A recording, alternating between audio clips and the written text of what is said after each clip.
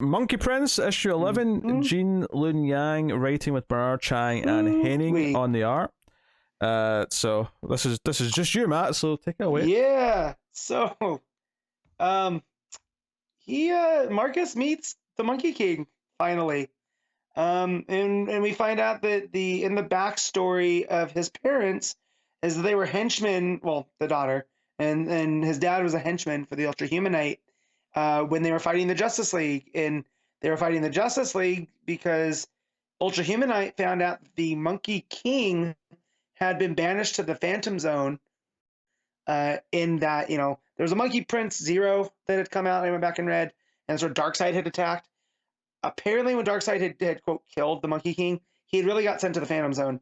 So what Ultra Humanite wanted to do was to free the Monkey King and then use him, as he's Ultra Humanite, he's going to do this.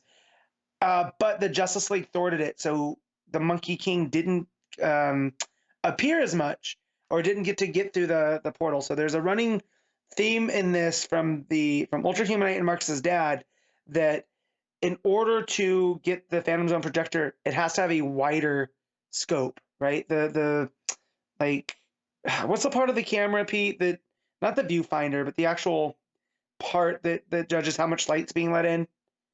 The aperture? Maybe. They're basically arguing over the aperture, that the aperture needs to be wider so they can pull him out more, because last time it was too narrow. And Marcus's dad is at the same point, is like, well, I don't know if unleashing a monkey god upon the earth a great idea, Ultra Humanite. But yeah, so Marcus ends up getting involved, and this is as the rains are starting to come down from the Lazarus event, and he tries to hit Ultra Humanite with his army of hair clones that he's learned to do, and it doesn't work as much as he wants it to. His dad hits his head on the Phantom Zone projector, and that ends up firing it up just enough that the Monkey King can come out. So, not that he can come out, that Marcus can get in. So he starts fighting. The Monkey King is like, how are you? There's no way you're my son. I don't have kids. The little clones start to attack the Monkey King, which then he takes personal. He's like, you're going to attack me with clones from your hair? That's my move. So he makes clones of himself, and they start to attack Marcus. He gets hit with the staff where it takes off his mask, and that's where the Monkey King's like, you're not my son. Marcus brings up Shifu, and he goes, wait, Pigsy? Pigsy's still around, and he's a Shifu now, which apparently is a title, which I didn't realize. I thought it was just like his first name. That makes no sense. And so Monkey King does one of his little tricks where he looks into the hair, into the clones, so he could look at his... so he turns them into a full clone of Marcus, so he can look into his history. And we find out that 15 years ago in Metropolis, that this was the first time Ultra Humanite was trying to bring in the Monkey King.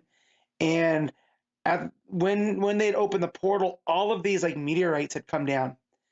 And that's how Marcus's dad and mom ended up getting together, is that his dad saved mom from one of these things. Superman comes in and saves them both. And he's talking to them about like, look, I hope you don't mind me saving you, because you guys don't make the best choices because you're working for Ultrahumanite, but I'll ask the judge for leniency. And then Marcus's dad tries to hit Superman with some type of laser.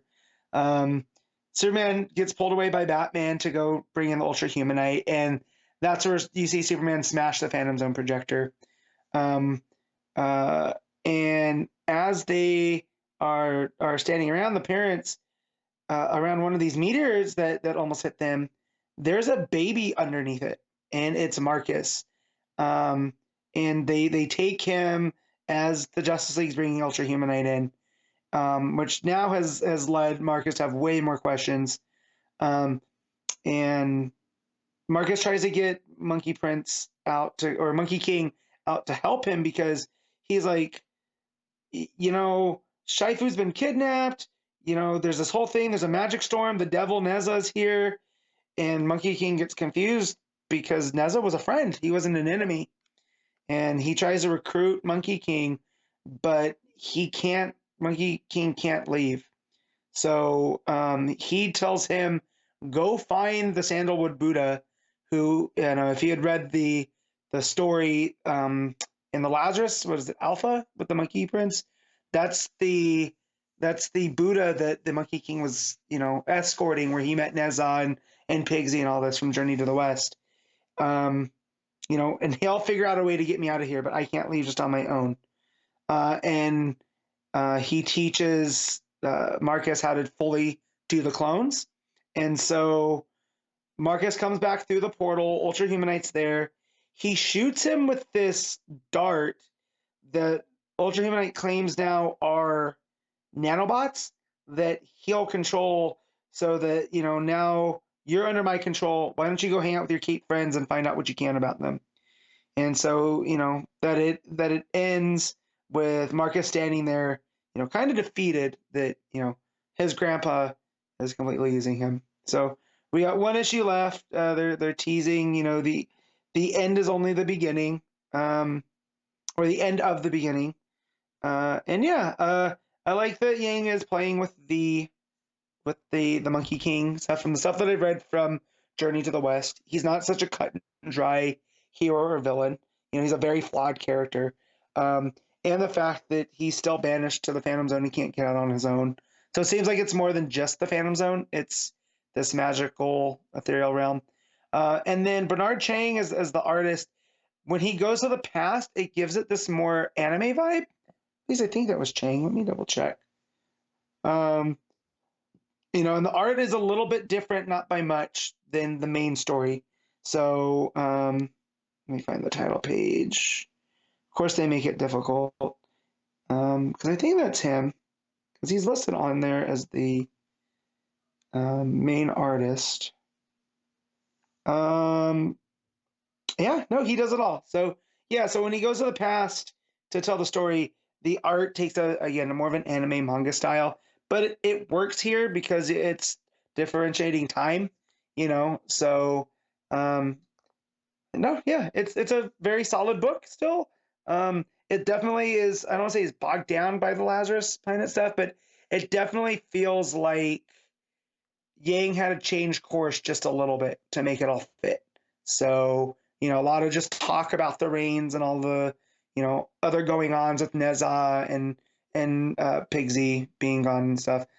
As for the ending, the fact that Marcus wanted to learn how to make clones, like full-on clones, I feel like that's the out with the Ultra Humanite here, is that that's just one of his clones that he's learned to make. But we'll see how it goes. So, again, thoroughly enjoyable, a fun read.